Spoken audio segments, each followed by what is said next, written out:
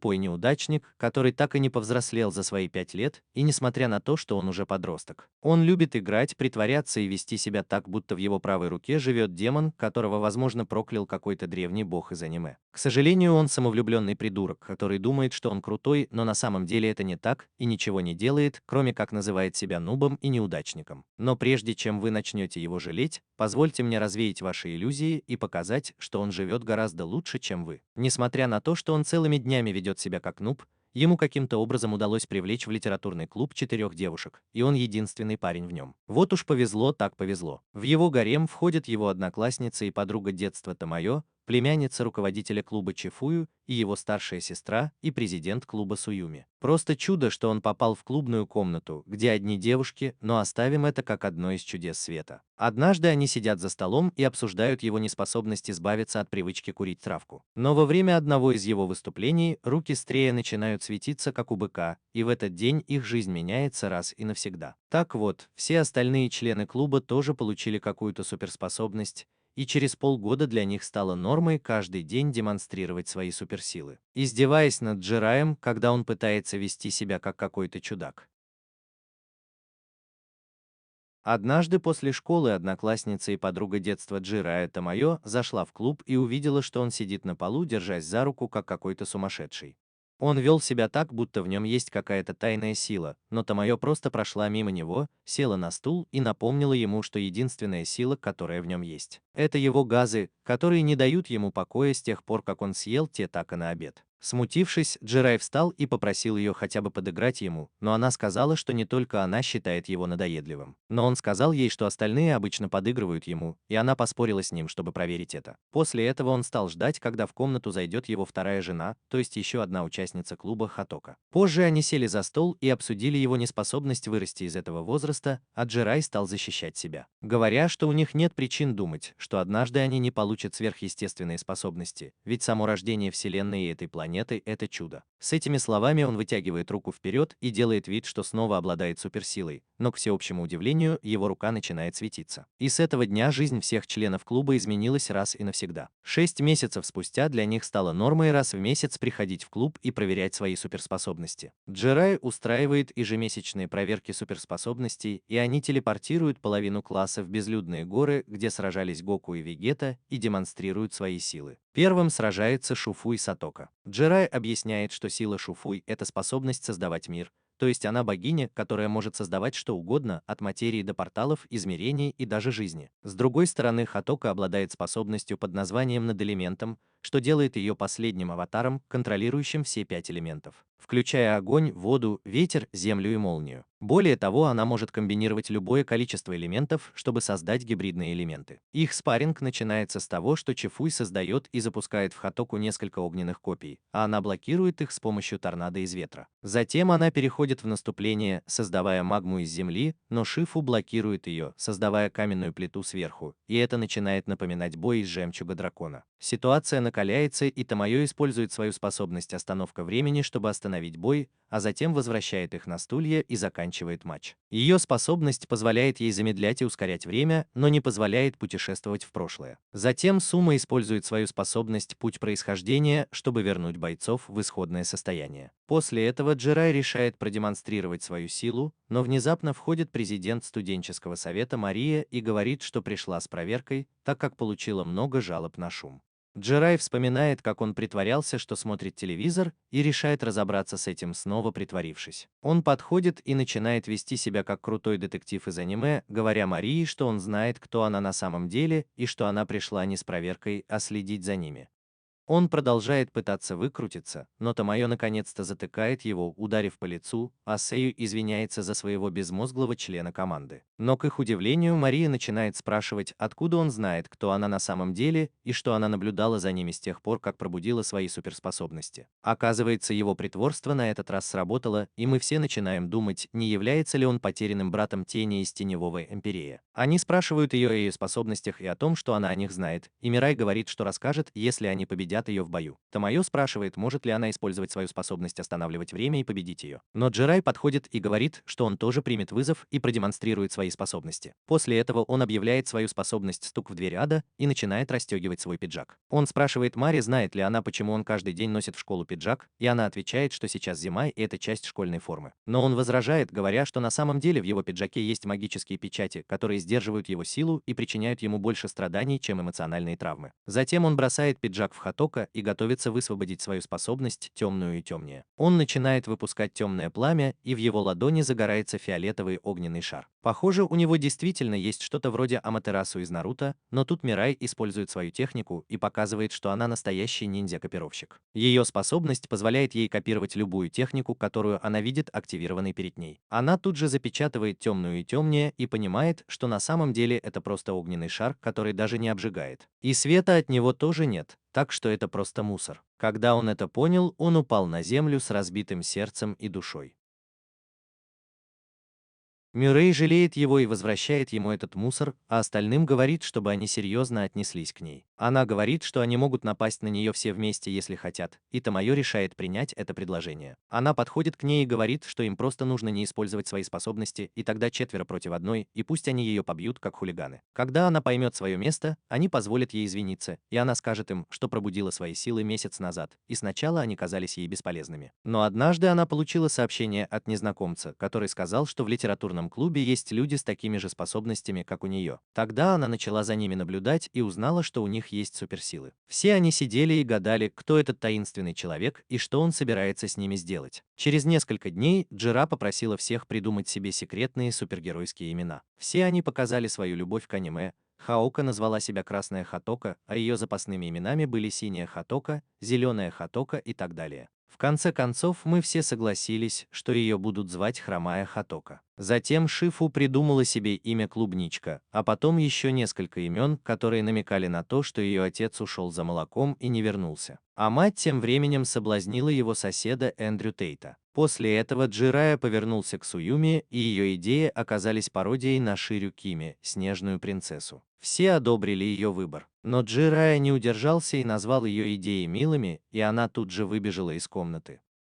Наконец, Томоя назвала себя Бесконечный Парадокс, и я бы назвал ее анимешницей, но это имя ей идет. Джирая согласился и объявил ее победительницей и присвоил ей звание мастера. Мы все смотрели на его задницу и думали, как ему удалось очаровать 4 девушек, но тут в комнату вошла Мария и сказала, что они все такие же шумные, как и раньше. Мари возвращается и спрашивает, что привело президента студенческого совета в школу, и она отвечает, что пришла, чтобы ответить на любовное письмо, которое Юрий оставил в ее шкафчике. Она говорит, что согласна, достает письмо и начинает читать, и все, включая самого Юри, задаются вопросом, что это значит. Он пытается вспомнить, почему это происходит, и вспоминает, что врач сказал ему, что у него серьезное психическое расстройство, а потом приходит в себя. Тамайо спрашивает, что происходит, и трясет его, как сумасшедшая. Мюррей начинает читать письмо, и оказывается, что это сложное послание, где Юри пытается сказать ей, что он придумал для нее прозвище «благодарный грабитель». Из-за особенностей японского языка слово «грабитель» можно также перевести как «любовник». И она неправильно поняла это, решив, что это любовное письмо, в котором Юри признается ей в своих чувствах. Тамайо начинает спорить и пытается отговорить Мари, но та затыкает ее, называя плоской, как разделочная доска, и причиняет ей эмоциональную боль, как ее родители-азиаты. Тамайо принимает это близко к сердцу и пытается остановить время с помощью своей силы, но Мари крадет ее и говорит, что она совершила большую ошибку. Но тут Жерар умоляет ее вернуть силу, и Мари делает это в знак начала их отношений. На следующее утро Мари ждет его у класса, чтобы проводить до клуба, и ведет себя как милая и заботливая девушка. Они обмениваются контактами, и она даже меняет свой электронный адрес на maraijireiforeverlove@superhotmail.com. После этого она ведет его в клубную комнату и говорит, что он может развлекаться, но чтобы не изменял ей, иначе она превратит его в куриные наггетсы. Джирай заходит в комнату и видит, что все стараются его игнорировать. Оказывается, его рис все еще включен, и другим девушкам не нравится, что у него есть такая девушка-подружка. Они все говорят, чтобы он убирался в джунгли Африки, но Джирай понимает и говорит, что сам разберется с этим недоразумением. Позже в тот же день он вызывает Мюррея и признается, что написал то письмо и извиняется за то, что причинил ей боль. Она говорит, что ему не стоит извиняться, потому что это она неправильно все поняла и убегает плача, и все мы начинаем ненавидеть его за то, что он идиот. Тамайо выходит и пытается его подбодрить, говоря, что он не виноват, и это хорошо, что они расстались до того, как все зашло слишком далеко. Позже той же ночью Мари присылает ему письмо и спрашивает, спрашивает, не хочет ли он остаться ее другом. На следующее утро Джираю звонит Сатоми-сенсей, которая преподает у них английский и является куратором их клуба. Она спрашивает его о некоторых переводах, которые он сделал на тесте, но потом отпускает его, учитывая, какой он большой фанат манги. В этот момент заходит его одноклассник и соперник Сайгами. Оказывается, он такой же помешанный на аниме, как Джирай, но еще более кокетливый и любит играть. Он просит у учительницы свой Nintendo DS, который она забрала у него на уроке, и называет его своей возлюбленной. После этого он начинает спорить об аниме и актрисах озвучки с Джираем и учительницей, выгоняет их обоих из класса и велит идти домой. Они сидят на лестнице, и Джирай спрашивает его о девушке, с которой он недавно начал встречаться, а Сагами отвечает, что она его уже бросила, как и предыдущая. Оказывается, Сагами часто заводит отношения и встречается с девушками, но все они бросают его через месяц из-за его помешательства на аниме. В этот момент Эсаюма спускается по лестнице и идет в клубную комнату вместе с Джираем. Пора заняться развлекательными мероприятиями клуба, и они решают поиграть в сверхъестественный хардбол-теннис. Шифу создает для них корт и инвентарь, и они начинают играть 1 на 1 с Джираем против Тамайо и Хатока, подающих против Сёюми. После нескольких сверхъестественных подач и ударов Джираю удается победить Тамайо, но затем он играет против Хатока и чуть не обжигает себе голову одним из ее огненных ударов. Позже они все вместе сидят в клубной комнате, и Джирай говорит, что пройдя между жизнью и смертью, он придумал еще одно крутое имя и достает блокнот, чтобы записать его. Книга называется «Кровавая Библия», но из-за того, что Сёюма подшутил над ним, Джирай в итоге написал на ней «Кровавый Вивер». Это название канцелярского магазина и бренда одежды, где он купил книгу. Все они дразнят его и смеются над его ошибкой, заставляя его чувствовать себя изгоем. Когда они заканчивают свои клубные дела, они решают пойти вместе в караоке. По дороге Джирай придумывает какое-то дурацкое имя и решает записать его, но замечает, что у него нет блокнота. Он начинает паниковать и говорит им, чтобы они шли без него, а он вернется и поищет блокнот. Затем он бежит обратно в школу, в клубную комнату и видит там беловолосого парня, который стоит посреди комнаты и читает его блокнот. На берегу реки девочки идут дальше и обсуждают, какой Джирай свободомыслящий, а Тамайо думает, что им нужно слово «безрассудный». Что касается прозвищ, Атока рассказывает им, как в средней школе дети называли ее «потная пятиголовая неудачница», и ей это очень не нравилось. Но однажды Джирай придумал для нее прозвище «Огненный Феникс»,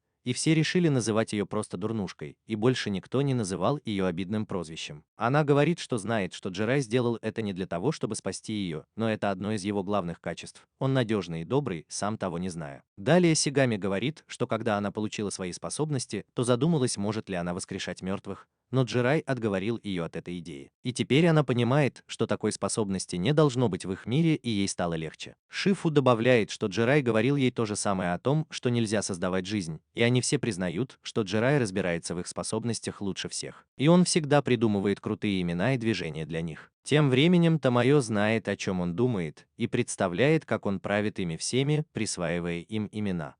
С другой стороны, парень из школы спрашивает Джирая, не грешен ли он, и говорит, что у него отличное чувство юмора.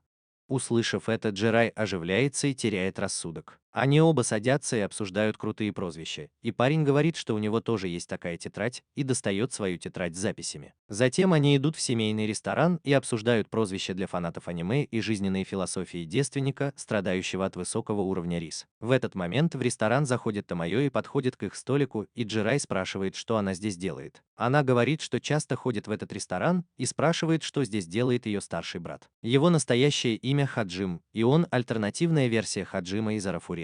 Раньше он был в том же литературном клубе, когда учился, а теперь он просто бездельник, который сбежал из дома и любит жить за чужой счет. Тамайо просит его вернуться домой, но он говорит, что у него еще остались незаконченные дела, и просит ее присылать ему деньги на жизнь, а потом сбегает, не заплатив за еду. Но перед уходом он говорит, что однажды его удар Люцифера столкнется с его тьмой и уходит. Когда он уходит, Тамайо садится рядом с Джираем и извиняется за поведение своего брата, а Джирай спрашивает, почему у них разные фамилии. Она отвечает, что он ее сводный брат, и у них разные матери. Хотя Джим живет с ними с детства, он предпочитает носить фамилию матери. Потом она спрашивает, рассказал ли он ему о своих суперспособностях, и Джирай отвечает, что нет, и Тамайо улыбается, понимая, что таинственный мужчина, возможно, все-таки ее старший брат. На следующее утро Джерард приходит в школу и видит Чифую, стоящую у ворот. Он спрашивает, что она там делает и не опоздает ли в школу, но она отвечает, что решила бросить школу, чем шокирует его. Услышав это, Джерард берет Чифую на руки и несет ее в школу. В школе ее встречает подруга Кюки, которая смотрит на Джерарда и спрашивает, кто это.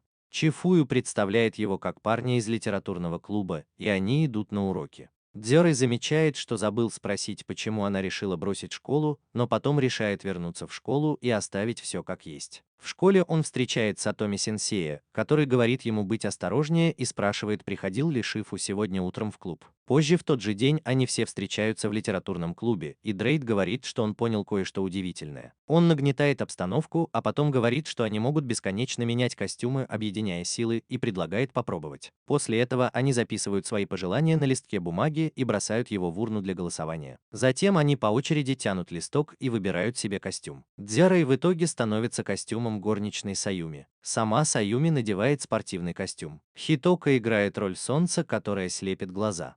Шифу в итоге надевает костюм от Balenciaga от Амайо. Давайте забудем о ней, чтобы видео осталось монетизированным. Пока они наслаждаются своей косплей-фотосессией, входит Сатоми-сенсей, но они успевают показать Дзераю Рай и удар молота Тора. Они все переодеваются в школьную форму, и Сатоми-сенсей спрашивает Шифу, почему она вернулась из школы раньше. Оказывается, она сказала, что у нее болит живот, и вместо того, чтобы пойти на урок, пришла в литературный клуб.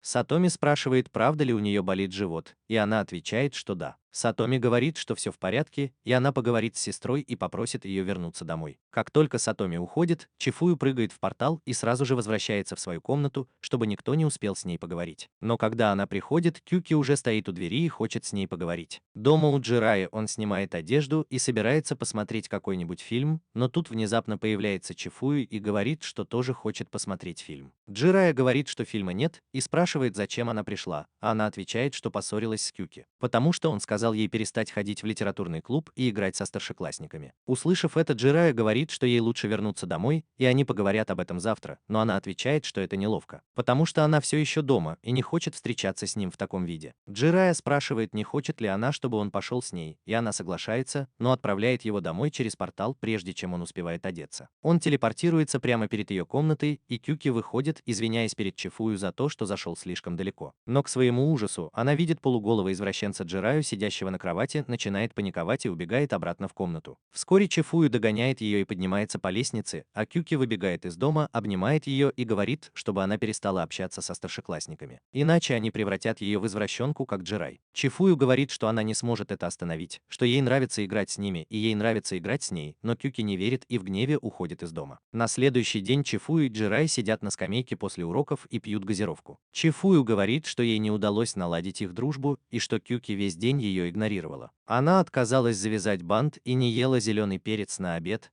а теперь ей придется ехать в Африку и покупать новый. Джирай смотрит на нее и спрашивает, серьезно ли она, но она говорит, что ради лайков скажет, что это была шутка и никто не сможет заменить Кюки. Она говорит, что, возможно, больше никогда не сможет подружиться с Кюки, но тут Джирай садится перед ней на одно колено, как рыцарь, и говорит, что вернет ее подругу. И ей ни о чем беспокоиться. После этого Чифую возвращается в литературный клуб, а Джирай идет к школе Кюки, чтобы встретить ее там. Она выходит и сразу пугается, увидев его, и спрашивает, не преследует ли он ее, но он говорит, что Чифую рассказала ему о ее расписании. И ему просто нужно, чтобы она послушала его, пока не приедет следующий автобус. Они идут к автобусной остановке и разговаривают по дороге. Дзёрэй говорит, что у каждого есть свои секреты, которые нельзя рассказывать другим, и это касается даже лучших друзей. Кюки говорит, что понимает это, но ей не нравится, что Сифуй что-то от нее скрывает. Тогда Дзёрэй говорит, что расскажет ей свой секрет, но она должна пообещать, что никому его не расскажет, и что Сифуй очень ценит ее как подругу. После этого он признается, что он извращенец-лоликончик, и Сифуй играет с ним, чтобы присматривать за ним и не дать ему стать угрозой обществу. Услышав это, Кюки смотрит на него и удивляется, почему он так этим гордится. Но тут приходит Сатоми-сенсей с Сифуй в машине и дарит Кюки такую же мягкую игрушку и просит ее снова стать ее подругой. Кюки обнимает ее, и они наконец мирятся. На следующий день Джирая заходит в клубную комнату, и остальные дразнят его за новые прозвища «Рыцарь-лоликончик» и «Низкосортный грешник», но он игнорирует их как настоящий лузер и продолжает хвалить Сифуй, чтобы сделать ей приятно. Потом он спрашивает, почему она хочет бросить школу, и она отвечает, что в отличие от не очень умных людей, которые смотрят это видео, она учится сама, потому что хочет перейти в старшую школу как можно скорее, чтобы быть наравне с ними и занять его место как вайбла. Через несколько дней Джирая заходит в клуб с огромной красной гитарой в чехле. Он садится на стул и пытается привлечь к себе внимание, но все намеренно его игнорируют. Однако вскоре Хатока не выдерживает и спрашивает, что это такое. Тамайо говорит, что они специально игнорировали его, чтобы он не зазнавался, и скорее всего он купил это, потому что думал, что будет круто прийти с гитарой, хотя и не умеет на ней играть. Джирай сразу же начинает действовать и спрашивает, откуда она знает, что внутри гитара, ведь там может быть что угодно, пока не посмотришь, как доказал лорд Шредингер. Тамоя смотрит на него без особого интереса, а потом разрешает открыть коробку, внутри которой оказывается красная гитара. Он называет ее Мария Инфинити, и тут в комнату заходит Шию и спрашивает про гитару. Она спрашивает, можно ли ей взять гитару, но Шию говорит, что нельзя, и что он не жадный, просто Мария его вторая половинка, и он не может никому ее отдать. Услышав это, она просит его закрыть глаза на секунду и дублирует гитару, а потом просит выбрать настоящую. Она говорит, что он может выбрать правильную, сломав другую, и Джури пытается схитрить и берет обе, а потом разбивает их об пол. Он говорит, что Чифуя была очень умной, и обе гитары должно быть фальшивые, но она говорит, что была честной, а он просто разбил свою милую Марию Чан об пол. Джай падает на колени и начинает плакать над ее осколками, а Саюми ждет, пока он закончит свою драму, прежде чем восстановить гитару. После школы он выходит вместе с Хатока, но вспоминает, что забыл рюкзак в клубе и просит ее идти без него. Он возвращается, но то, что он видит, его сильно удивляет. В комнате Тамайо играет в ту же игру, что и в средней школе, и оказывается, что именно она виновата в том, что Джирай стал таким, каким он стал. Потому что идеализировал ее подростковые годы, а она выросла из этого, и он единственный, кто знает о ее темном прошлом. Он заходит и говорит, что рад встретить товарища, который наслаждается священным искусством либологии, а потом говорит, что пришел за своим рюкзаком. Он наклоняется, чтобы поднять его, и успевает увидеть экран ноутбука Тамайо, прежде чем она его закрывает. С красным лицом она спрашивает, видел ли он что-нибудь, и он спрашивает, не имеет ли она в виду самый посещаемый сайт в мире, но она говорит, что это не он. И он начинает читать рассказ в стиле атаку, который он увидел на экране. Она спрашивает, как он смог прочитать все это за 2 секунды, и он улыбается ей в ответ, потому что недооценил силу Шарингана, который активировался у него после того, как он увидел печальную смерть своей социальной жизни. Она начинает душить его, чтобы он не выдал ее секрет, и спрашивает, почему он так спокоен. Если ему хочется смеяться, он может, но он говорит, что нет ничего смешного в том, чтобы стать автором ранобэ. И она понимает, что разговаривает с самим повелителем атаку, и успокаивается. Они говорят о своих мечтах и хобби, и Тамайо рассказывает, что она 2 раза подряд провалила соревнования. И хотя у нее есть суперспособность управлять временем, она даже не может написать приличный роман, и ее способности не помогут решить проблемы ее семьи. Джурай спрашивает, не хотела бы она вместо управления временем получить эти способности. Затем он встает и начинает читать какую-то мангу, высвобождая свою силу и создавая шар из черного пламени. Он говорит, что это выглядит круто, и в конце концов это единственное, что имеет значение, и они не должны обесчеловечивать себя или нагружать себя ненужными стандартами. Услышав это, Тамайо снова чувствует себя счастливой, уверенной, и спрашивает, почему он все время притворяется глупым, когда может быть таким серьезным в такие моменты. Он отвечает, что всегда серьезен, как того требует его величество. Тем временем Хатока ждала его все это время и, наконец, сдалась и пошла домой одна. На следующий день Тамоя весь день сидит в телефоне, как многие современные подростки, и чем-то взволнован. Во время обеда Дзира спрашивает его, и он рассказывает, что прошел первый тур одного из конкурсов по написанию романов, на который подавал заявку. Дзира говорит, что это нужно отпраздновать. Она говорит, что никому из их группы не рассказала, но он предлагает отпраздновать и спрашивает, что она хочет съесть. Она просит особый торт, который продают в этом кафе во время обеда, и они решают сходить туда на выходных. Наступает день, и Тамайо начинает волноваться, что надеть, но в конце концов успокаивается, ведь это всего лишь Джури, и она не хочет выглядеть слишком строгой. С другой стороны, она беспокоится, что он оденется как-то слишком по-японски, и ей не захочется идти с ним на людях. На следующее утро они встречаются, и, к ее удивлению, Джури одет в обычную одежду, и он говорит ей, что ему не разрешают самому выбирать одежду. И это делает его старшая сестра. Они идут в кафе, и Джури задает один из самых важных вопросов в жизни: сколько раз нужно сходить в кафе, чтобы можно было заказать обычное блюдо. После этого он предлагает взять пару десертов со скидкой и даже заказывает себе двойной эспрессо, чтобы выглядеть круто, почему бы и нет. После этого они идут в магазин аниме и манги и заканчивают день сладкими напитками. Джурай говорит, что ему было весело и надеется, что ей тоже понравилось, и они вместе идут домой,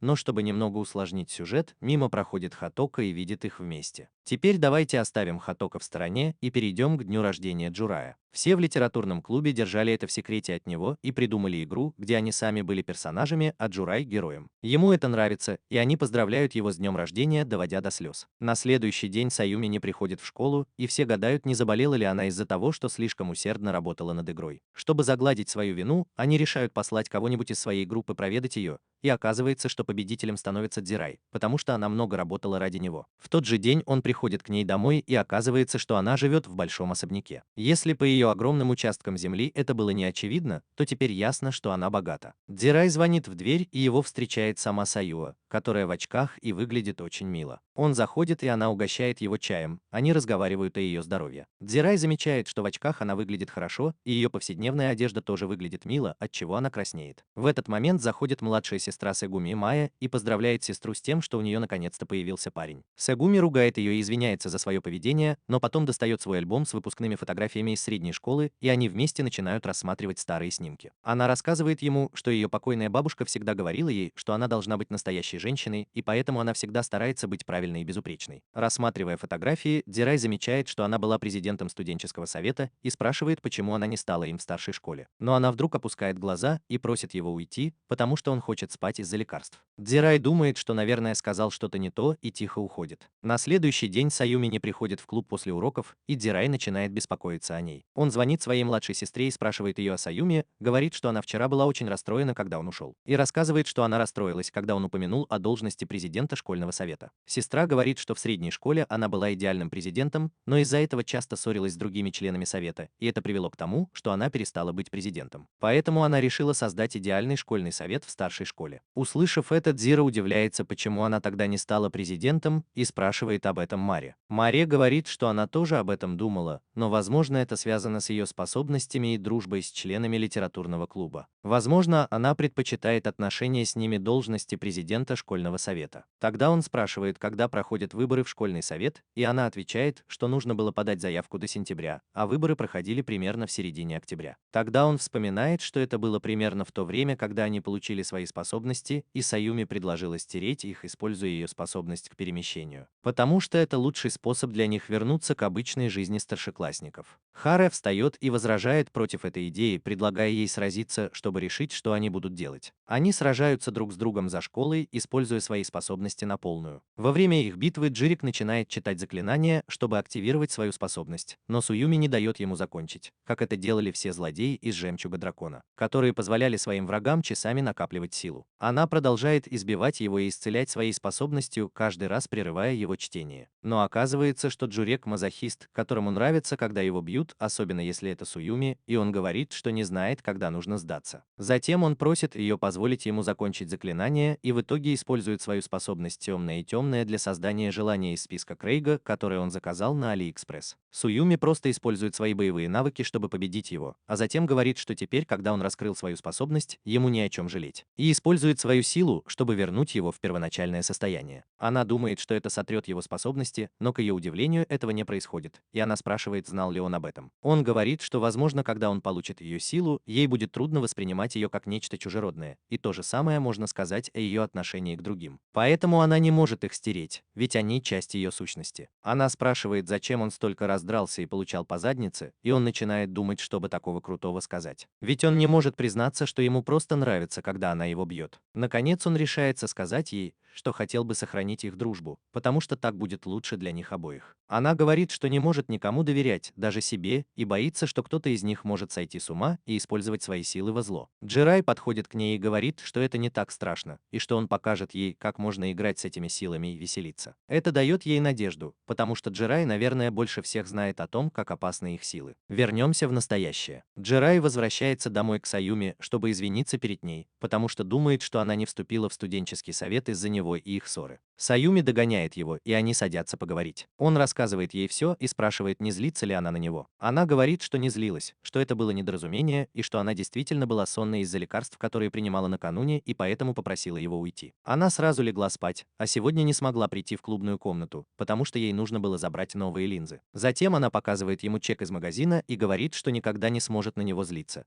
потому что знает, что он сделал это ради нее и вселил в нее надежду. Она говорит, что не вступила в студенческий совет, потому что делала это в средней школе ради одного человека, а в старшей школе собиралась сделать это снова из эгоистичных побуждений. По ее мнению, это неправильно, и она против этого. Дзира повторяет слова своей бабушки о том, что женщина должна быть порядочной, а потом говорит, что кому какое дело, если они не такие, ведь никто не идеален, и она уже прекрасна такая, какая есть. Услышав это, Союми говорит, что слова бабушки были другими. Стань порядочной женщиной, и тогда ты обязательно встретишь того, кто скажет тебе, что быть не такой – это нормально. Она говорит, что никогда бы не подумала, что это будет он, кто скажет ей такие слова, и что она действительно понимает их смысл. Когда недоразумение прояснилось, все стало как прежде, и позже в тот же день мы видим, что Сиюми тоже испытывает чувства к Дзираю. Теперь давайте вернем Хатока из тени на передний план. Она подруга детства Юрея, которая проводила с ним больше всего времени в группе. Она всегда была рядом с ним, но, к сожалению, она обычная нормалка. Ей нравится проводить время с Юреем, и она тоже испытывает к нему чувства. Но ради всего святого она не может понять, что такого крутого в том, чтобы притворяться, что у тебя болит правая рука. Писать слова одним способом, а читать их другим, как какой-то психопат. Увидев, что Дзирай проводит все больше времени с Томайо, она начинает ревновать, и ее терпение тоже заканчивается из-за того, что она не может его понять, хотя знает его дольше всех. Однажды утром сестра Дзирая будет его и говорит, чтобы он позвал свою рабыню Тока сегодня вечером,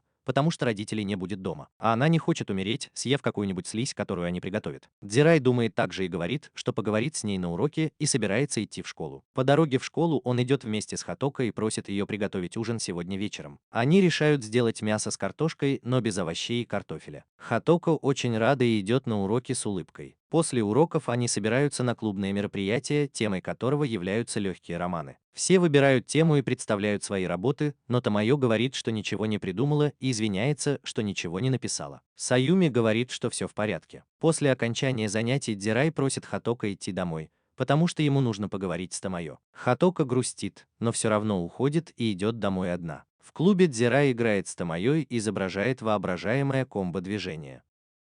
Она спрашивает, зачем он это делает, и говорит, что не настолько расстроена, чтобы играть с ним в воображаемые миры, и что у нее тоже есть работа. Он говорит, что попросил ее остаться, потому что знает, что она чувствует себя подавленной из-за того, что не может написать что-то плохое или не соответствующее ее стандартам. И поэтому не смогла написать эссе, хотя она, наверное, лучшая писательница среди них. Она спрашивает, откуда он это знает, и он отвечает, что это сюжетная броня. Он помогает ей стать увереннее и спрашивает, что ее беспокоит, а она показывает ему свой новый роман и говорит, что у нее проблемы с придумыванием имен для главных героев. После этого Джирай возвращается домой, и Хакото встречает его с едой на плите. Она спрашивает, почему он так долго не приходил, и замечает, что он пишет кому-то сообщение. Она спрашивает, не Томайо ли это и о чем они говорили, но он отвечает, что она все равно не поймет, и говорит, что это не так уж важно. Теперь давайте немного расскажем о прошлом. Давным-давно, до того, как Джирай пробудил в себе силу покорителя и собирал девушек в свой клуб, как какой-нибудь тренер покемонов, у него была только Тока. Она всегда была немного трусливой и плохо разбиралась в вебине и культуре така, но единственным человеком, который всегда был рядом с ней, был Ширай. Они стали хорошими друзьями и всегда были вместе. Но со временем стало очевидно, что они не подходят друг другу. Он был фанатом аниме, а она была самой обычной. Но несмотря на это, она всегда улыбалась и старалась найти счастье в его счастье. Но теперь, когда Джирай говорит, что она все равно не поймет, ей становится очень больно, и учитывая, что происходит с Томайо, она не выдерживает и начинает плакать. Она говорит ему, что не понимает его аниме-придури детские игры и хочет, чтобы он объяснил ей все так, чтобы она поняла,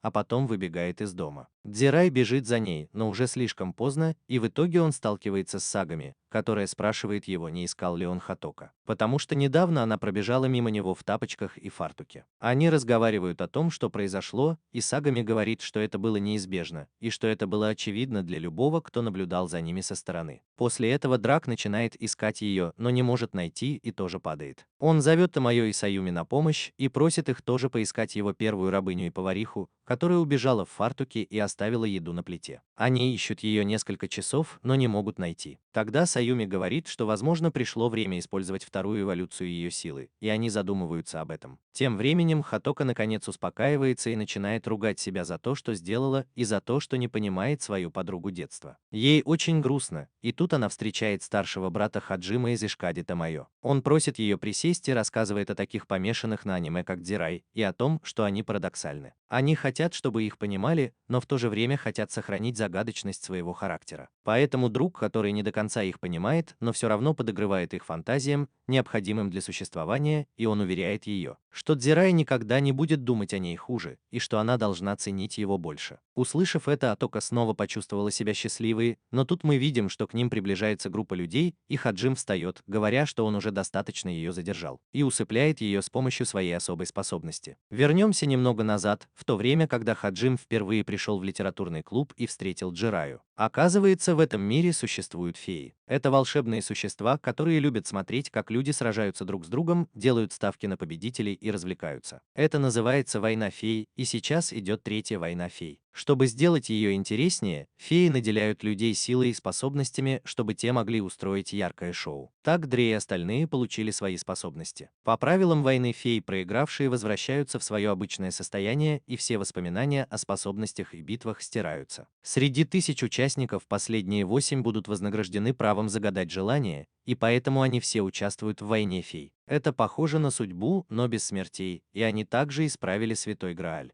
Хаджим – один из участников, и он собрал свою собственную команду под названием «Падшие черные». Наша история начинается с того, что Хаджиму бросает вызов один из участников, посланный группой под названием F, чтобы победить его. Хаджим стоит перед ним в изолированной зоне для боулинга и создает вокруг него круг. Он говорит, что во время боя даже не использовал свои способности и не сделал ни шагу за пределы круга, чтобы показать, насколько они разные по силе и навыкам. Его противник, Тохай, был очень оскорблен и бросился на него со всей силы, но Хаджим вышел за пределы круга и ударил его прямо в лицо, отчего тот отлетел на несколько метров. Тохай сказал, что Хаджим нарушил обещание, а Хаджим ответил, что во время боя нельзя верить обещаниям врага. Затем он использовал свою особую способность точечную бездну, чтобы создать маленькую черную дыру и засосать его внутрь, не оставив ничего. После этого он вышел из круга и сел в машину со своим напарником, а Тохай очнулся без воспоминаний и сил. В машине Хаджун рассказывает Хитоми и их подруге Фее Рай о войне фей.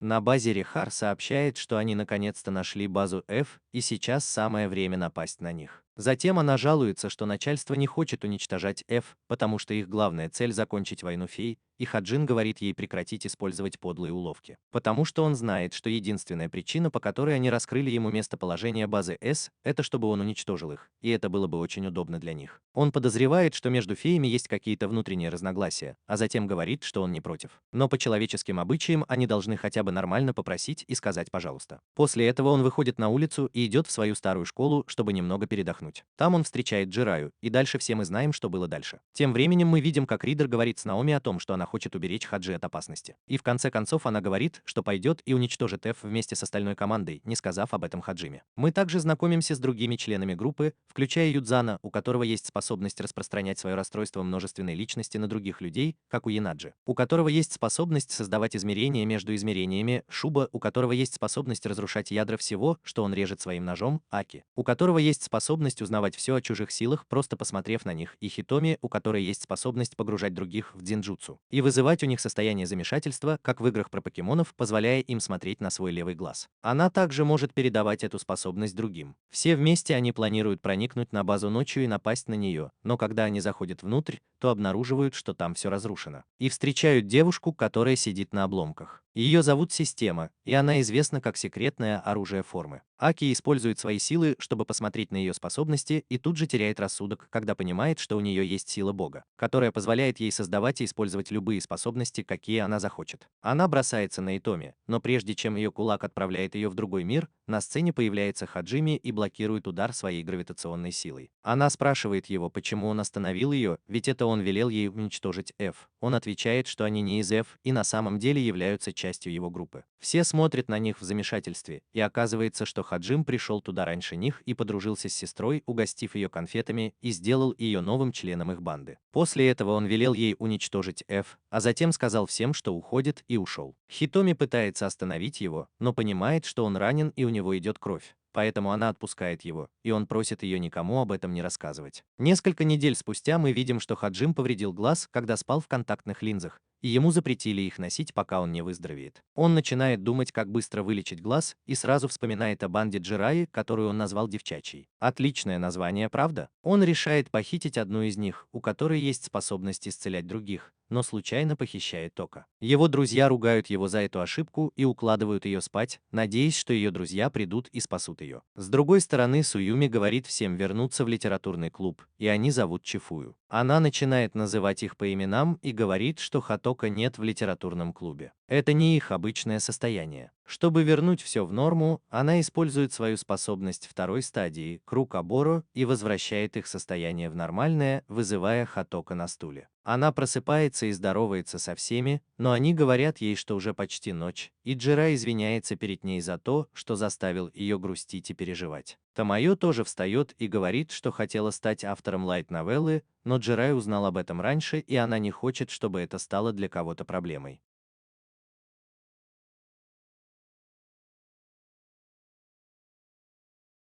Хатока тоже все понимает, и Джирай просит ее остаться его другом. Она берет его за руку и говорит, что она теплая, как в детстве, когда он приходил и спасал ее, когда она чего-то боялась и пряталась под лестницей. Когда все возвращается на свои места, Чифую достает пакет чипсов и просит Джираю открыть его. Он встает на стол и начинает открывать его как клоун, но потом его рука начинает гореть черным пламенем. И оказывается, что он тоже разблокировал вторую стадию своей способности. Он поднимает руку и выпускает струю горячего черного пламени в потолок, но потом кричит от боли, потому что его рука тоже горит. А теперь давайте подождем и узнаем, какая у него пробудившаяся способность, и пропустим несколько недель. Тамайо наконец закончила писать свой роман, над которым работала, и отдала его Джирая, чтобы он дал ей пару советов. Он говорит, что всегда готов помочь, и она отвечает, что в такие моменты она рада, что он на самом деле такой. Он подразнивает ее, спрашивая, так ли она должна обращаться к человеку, у которого просит помощи, и она начинает извиняться. Он удивляется, почему она решила, что он серьезно, и она говорит, что на самом деле уважает его и считает, что он действительно удивительный. Раз не бросает свои бредовые идеи, несмотря на все трудности, с которыми столкнулся из-за них. Джирай отвечает, что не считает себя таким уж настойчивым, и на самом деле, когда он учился в 8 классе средней школы, он думал, что скоро закончит с этими бредовыми идеями. Но потом он встретил девушку, которая была такой же, если не больше, сумасшедшая, чем он. Она носила белый парик и называла себя злым именем, и у Тамайо всплывают воспоминания о тех темных временах, и она просит его замолчать и убегает. Оказывается, он не знал, что эта девушка на самом деле была Тамайо. Тем временем в комнате Хитоми, Юсана и Инаги просматривают записи с камер наблюдения, чтобы убедиться, что никто не сбежал с их задания по уничтожению базы С. Оказывается, одна женщина смогла выбраться через черный ход, и чтобы все исправить, они решают просто удалить запись и надеются, что Хаджим не узнает об этом. Несколько дней спустя Джира и остальные готовятся к экзаменам. Дзирай всех достает своими притворными выходками, когда он пытается учиться, а Тамайо пытается заткнуть его книгой. Но это только заставляет его говорить еще больше, как того мазохиста, которым он и является. Саюми говорит ему, чтобы он не отвлекался во время учебы, а он отвечает, что, похоже, ему снова придется использовать свою пробудившуюся силу. Остальные сразу злятся на него и говорят, чтобы он даже не думал об этом, и заставляют пообещать, что он запечатает свою силу навсегда. Позже, во время занятий в клубе, он спрашивает нескольких человек об их оценках в школе. Она говорит, что они вполне нормальные, и он спрашивает ее о результатах последнего теста по математике. Она говорит, что получила 0, и это его очень беспокоит. Затем она добавляет, что до этого у нее была 100, и что ее мозг работает по-разному в зависимости от того, как она себя чувствует в тот или иной день. После этого она спрашивает его о его оценках, и он говорит, что у него тоже вполне нормальные оценки, может быть чуть выше среднего. Она спрашивает его, кто из них умнее, он или Хатока,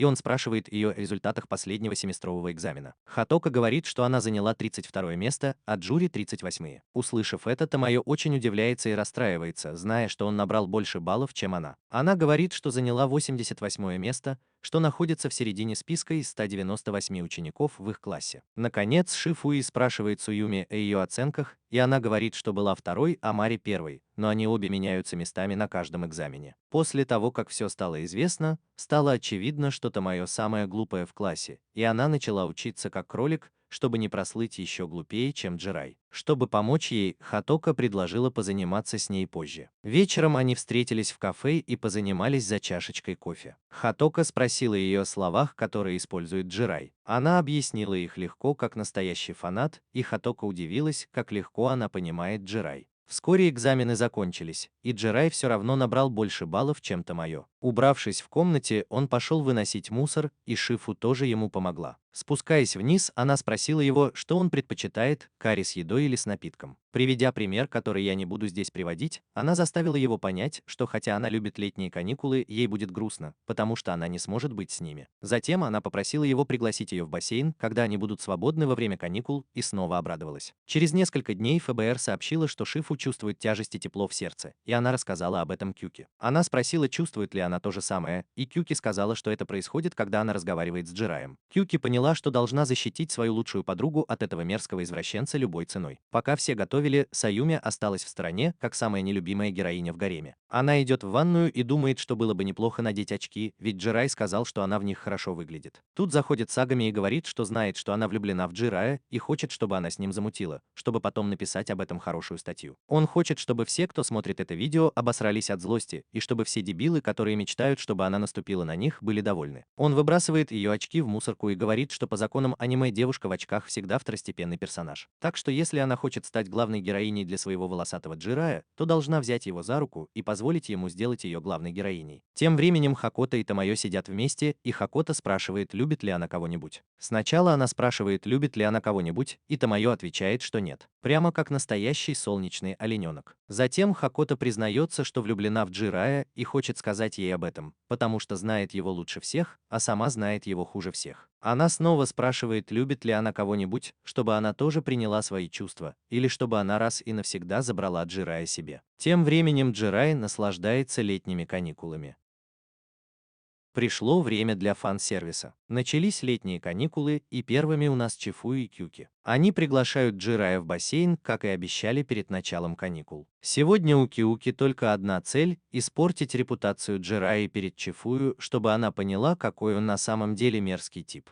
Сначала она думает, что никто не любит жадных мужчин, и решает заставить его купить им много еды, пока у него не кончатся деньги. Но, к ее удивлению, он покупает им столько еды, что их животы раздуваются как арбузы, а у него даже не потеет кошелек. Затем она решает, что никто не любит неудачников, и решает разыграть Джигу Чада, сделав его неудачником. Она видит, как мистер Мускул загорает у бассейна, и решает подойти к нему, но потом понимает, что она очень стеснительная и боится людей. И начинает плакать, когда здоровяк встает и спрашивает, не может ли он проводить ее до центра для потерявшихся детей. К счастью для нее, Джерри находит ее и спасает, что делает его еще лучше. Наконец, она решает выставить его дураком, заставив участвовать в детском конкурсе на знание животных. Они все выстраиваются в очередь за кубиками, и главный приз за правильные ответы оказывается большим внедорожником. Второй приз – плюшевый кит, и Шию, кажется, он нравится больше. Они начинают отвечать на вопросы, и Шию удается ответить на все 7 подряд. Осталось всего 3 команды, и ведущий начинает задавать более сложные вопросы, например, про физику для 8-го вопроса. Все понимают, что у них не было шансов выиграть приз, но к всеобщему удивлению жираф достает ручку и отвечает правильно, потому что знает кучу случайных фактов благодаря своей любви к аниме. Он легко отвечает на последние 3 вопроса и выигрывает главный приз, а потом подходит к плюшевой игрушке, говорит, что возьмет ее вместо приза и отдает Чифую. По дороге домой Кюки начинает сомневаться, хороший ли на самом деле Чирай парень, и думает, что, может быть, зря волновалась. Чифую крепко спит, и Джирай просит ее остаться его подругой,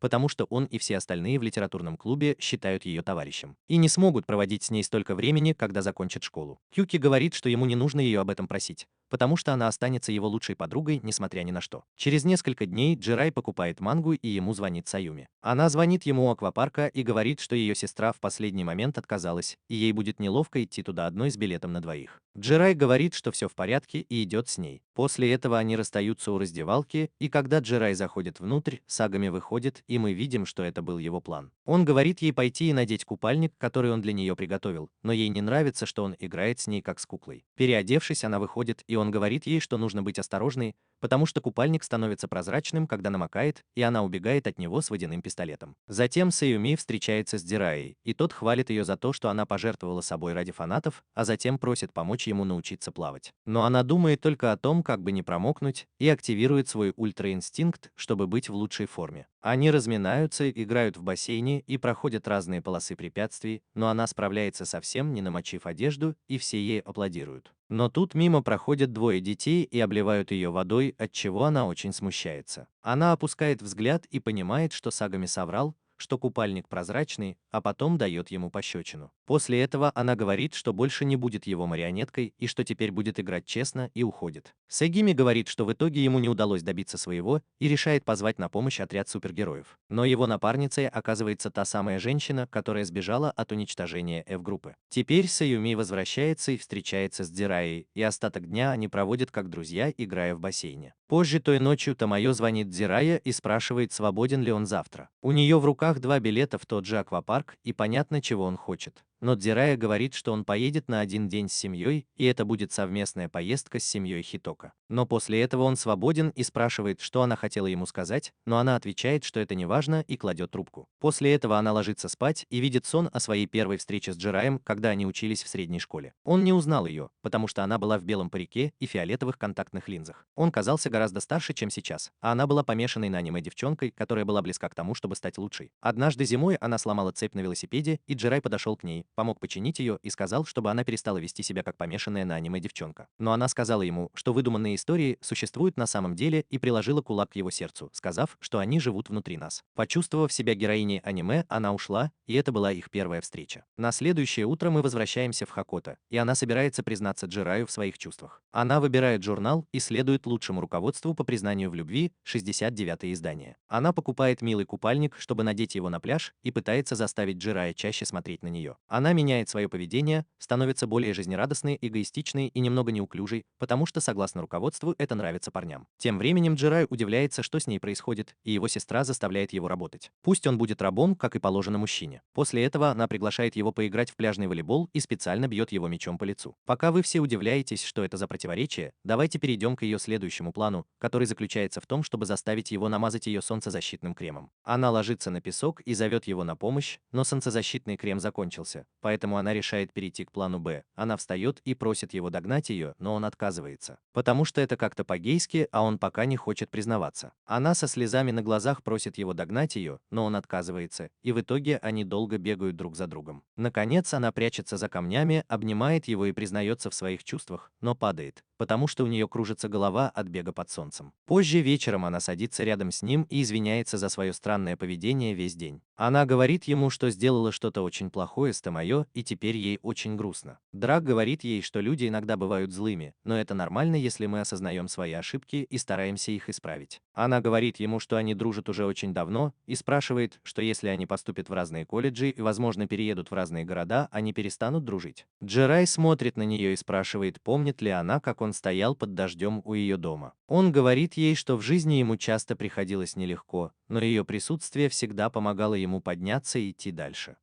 Он говорит ей, что как бы далеко они ни были друг от друга и как бы долго они не виделись, она всегда будет для него особенной, и они никогда не перестанут быть близкими друзьями. Услышав это, Хатико успокаивается. Она чувствует себя немного виноватой из-за того, что не является его возлюбленной, но то, что она для него особенная и дорогая, уже радует ее саму. Затем она покупает у него специальный пропуск, чтобы звонить ему только под ником Джукун и ни под каким другим. Тем временем Тамайо решает пойти в аквапарк одна. Она сомневается, что это будет так уж плохо, но потом понимает, что это действительно грустно, и у нее просто плохой день. Она не прошла во второй тур конкурса и очень расстроена.